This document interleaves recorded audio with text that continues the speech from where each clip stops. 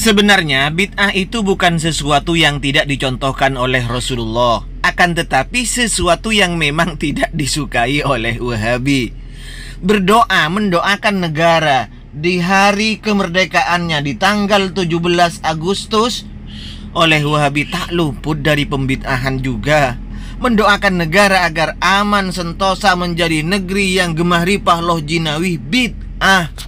Tapi yang jadi masalah, ada orang-orang yang gak pernah tahu doa ini, gak pernah membaca doa ini. Baru ketika 17-an, Rabbi ja'al hadha baladan aminah. Ini bid'ah. Paham ya? Ini bid'ah. Sama kayak hari ibu. Berbakti sama ibu cuman sedih nonton. Iya. Padahal harusnya berbakti sama ibu kapan? Tiap hari, setiap saat. Nah, ini juga kewajiban mendoakan negeri setiap saat. Tapi dikhususkan doanya cuma hari ini tok, tanggal 17 tok. Rabbi ja'al hadha, pasang status. Ayo, Masya Allah. Ya, ini sama seperti mengkhususkan membaca surat Yusuf ketika waktu hamil, yang sering kita ulang-ulang. Jadi ketika ibu hamil, itu mengkhususkan membaca surat Yusuf. Kayak ganteng ini. Assalamualaikum warahmatullahi wabarakatuh. Alhamdulillahi alal in'am wa syukru lahu alal ilham. Wassalatu wassalamu ala sayyidina Muhammadin asyrafil anam wa ala alihi wa sahbihi as-sadatil a'lam. Amma ba'du. Kaum muslimin dimanapun berada, marilah kita di momen kemerdekaan ini kita mendoakan negara kita Indonesia agar menjadi negara yang aman sentosa, makmur, gemah ripah loh jinawi. Walaupun hal ini dibid'ahkan, dianggap bid'ah oleh teman-teman kita dari kelompok Salafi Wahabi. Apa alasannya kok bid'ah? Karena kita katanya yang berdoa buat status dengan Rabbi al hadza baladan amina warzuq ahlahu minats tsamarat, ini menghususkan doa tersebut dibaca setiap tanggal 17 Agustus. Jadi menghususkan ibadah, menghususkan sesuatu amalan dikerjakan di waktu-waktu yang khusus, maka ini kata orang Wahabi adalah bid'ah. Dan sebenarnya kaidah itu juga adalah kaidah bid'ah. Karena Rasulullah tidak mengajarkan kaidah demikian kan? Rasul tidak pernah melarang untuk menghususkan suatu amalan dikerjakan pada waktu-waktu tertentu. Padahal Rasulullah sendiri pernah mencontohkan kepada kita menghususkan amalan dikerjakan pada waktu-waktu tertentu. Apa itu? Rasul itu setiap hari Sabtu ziarah ke Masjid Kuba. Ini berarti Rasul menghususkan hari Sabtu untuk ziarah ke Kuba. Kok tidak bid'ah? Begini ya, orang-orang Wahabi, nih sedikit biar Anda paham. Gini sebenarnya, Anda menanyakan, biasanya orang-orang Wahabi itu ibadah itu harus ditanya dalil perintahnya, bukan larangannya. Ini pun kaidah sebenarnya kaidah yang ngawur, dipahami secara ngawur oleh orang-orang Wahabi. Kita berdoa, kita membaca Al-Quran, atau kita beramal sesuatu, apakah ini tidak ada perintahnya? Ada dalil perintahnya. Kita disuruh berdoa, ada dalil perintahnya. Kita membaca Al-Quran, ada dalil perintahnya. Cuman ini secara umum kan? Benar memang, kaidah ulama memberikan pemahaman itu al-aslu fil ibadah at-tauqif atau al-aslu fil ibadah at-al-hadr at-tahrim. Memang seperti itu. Tapi itu ranahnya, konteksnya terhadap ibadah yang mahdoh, yang muqayyadah, ibadah mahdoh yang memang ada waktu-waktu tertentu seperti itu. Tapi kalau ibadah mahdoh yang mutlaqoh, maka al-aslu fil ibadah al-mutlaqoh at-tausi'ah.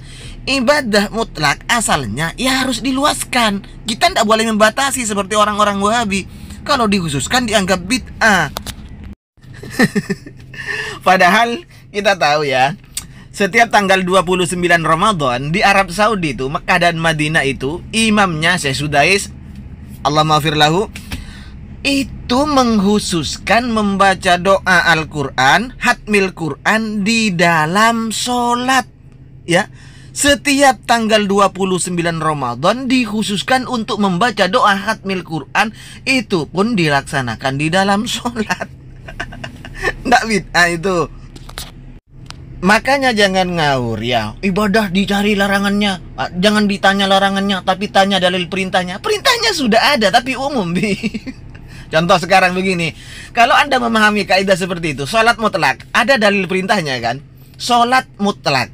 Jadi perbanyak sholat mutlak. Tapi ini yang dicari dalil larangannya. Kalau ibadahnya itu adalah ibadah yang mahdoh, yang mutlak, kok dicari dalil larangannya.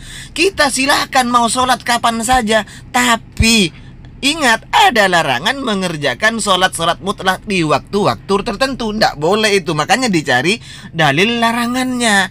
Nah sekarang, dalil larangan membaca doa Rabbij'al hadza baladan amina ketika dibaca tanggal 17 Agustus, misalnya sudah dikhususkan setiap tanggal 17 Agustus, dalil larangannya mana, Bi? Orang-orang Wahabi itu kan seperti yang diwarisi oleh almarhum mendiang Yazid Jawas. Mana dalilnya? Tanya dalilnya. Jangan ragu, tanya dalilnya. Orang-orang awam yang tidak paham dalil disuruh tanya dalil, dikasih dalil pun mereka tidak akan paham. Ya namanya orang awam. Padahal perintah Rasulullah itu menanyakan terhadap sesuatu yang tidak tahu. Ya perintah Allah di dalam Al-Quran, fas'alu ahlal dzikri in kuntum la ta'lamun. Tanyakan kepada orang yang tahu, ahli dzikri, ahli ilmi. Jika Anda itu memang tidak tahu, bukan tanya dalilnya. Masa orang awam tanya dalilnya? Ya walaupun dikasih dalil, tidak akan paham juga bahwa itu adalah dalil.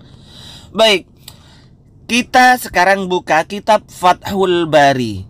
Fathul Bari karangan Al-Hafidh Ibnu Hajar Al-Asqalani yang menyarah kitab Sahih Bukhari. Silahkan untuk orang-orang Wahabi dan terutama Ustadz yang ceramah itu, kalau Anda punya Sahih Bukhari, buka di juz yang ketiga. Yang saya ini adalah cetakan Darul Kutub Ilmiah ya Tat. Silahkan buka ini.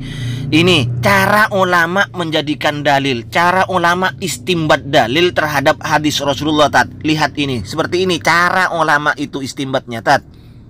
Di halaman 87. Di sini Ibnu Hajar Al-Asqalani Al-Hafidh beliau mensyarah Sahih Bukhari yang menjelaskan babu ityani masjidi Quba masyan warokiban, bab mendatangi Masjid Quba, Nabi itu jalan kaki dan menunggangi kendaraannya.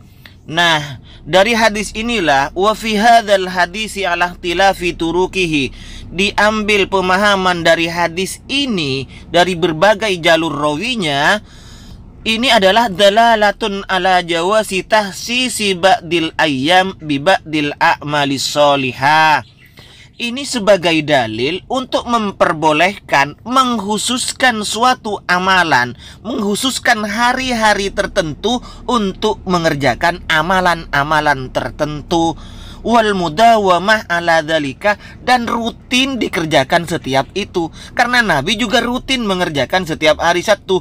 Maka boleh kita menghususkan hari tertentu untuk mengamalkan amalan tertentu di hari tertentu itu.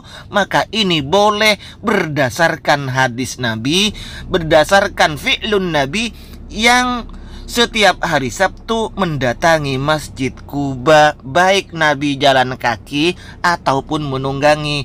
Ini loh cara ulama istimbat hukum.